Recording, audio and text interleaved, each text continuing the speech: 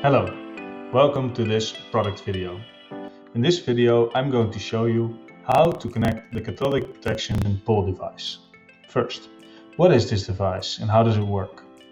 This device has 3 channels for measuring voltage, both DC and AC.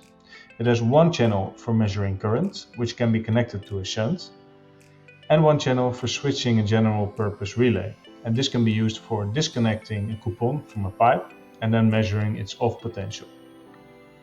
The device is battery powered and it will last for 6 years, after which the battery can be replaced. Now, let me show you how to install and connect this device. So, to install and connect this sensor, what do I need to do? First, as a mechanic, I'm going to go into the field and install this sensor.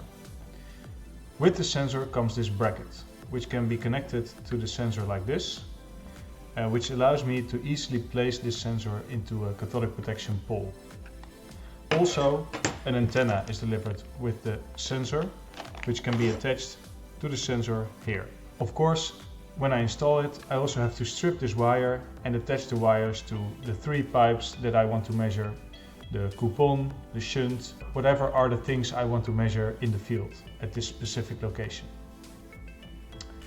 After I've done that, I want to connect the sensor with the right location in the Withthegrid application. Usually, you will already have the static data, the measurement poles in your environment. But if not, you can easily create a location. I go to the pen icon here in the bottom right corner. I click on it and I click on Add a new location. Then I click in the location where I have installed the sensor and I click and I can give it a name. This is cathodic protection pole, so I'll leave this symbol and I'll call it demo pole and add it. Now a location has been added. I can upload a photo and at device I can see there's no device installed. I go to this device and I get the question, enter a device ID to link it. The device ID is here on the front of the sensor and also on the top of the sensor. So I start typing the device ID and I see it turning up. This is cathodic protection, 3 times voltage and 1 times current. I click on that and then a pop-up window appears asking me for the ports. So I click add port, and as I click add port, you can see that the predefined ports for this device appear. So I have my 3 voltage channels, I have 1 current channel, I have my sensor condition, which measures the temperature of the sensor and the inclination degree. These port names can be changed. These device channels I will leave like this, but I can, for example, say click this pen icon and then change this to pipe 1,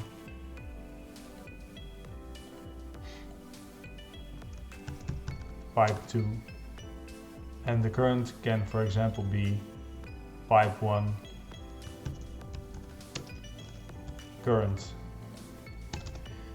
It could also be coupon current, that depends on how you connect the sensor. And one of these voltage channels could also be connected to the coupon, so I could change the name here for one of these into coupon. I click set and the location has been created, the ports have been added. Now I can turn on the sensor. Now I just have to wait a little bit. So I just heard the sensor clicking, which means it was performing its measurements, and right after that it will be sending its measurements to the platform. I can keep an eye on that by clicking reports and refreshing, and now I see that 3 reports have come in. So if I go to graphs here, I can also see the measurements that it has performed in the graphs. So for example, for pipe 1 I have my voltage AC and DC, my voltage frequency. I can go to the current for the pipe. I can go to coupon and show the voltage, and I can check the sensor condition.